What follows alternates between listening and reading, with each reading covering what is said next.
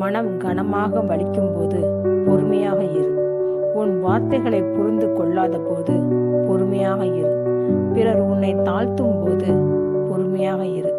சந்தோஷம் நிறையும் போது பொறுமையாக இரு.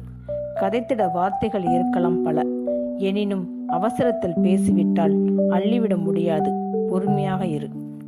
இன்பத்தில் பிறந்து இன்பத்தில் வளர்ந்து இன்பத்தில் மடிந்தவன் யாரும் இல்லை.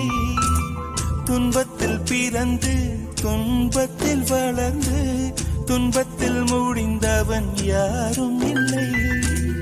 இன்பம் பாதி துன்பமும் பாதி, இரண்டும் வாழ்வின் அங்கம். நெருப்பில் வெந்து நீரினில் குளித்தால் நகையாய் மாறும் தங்கம்.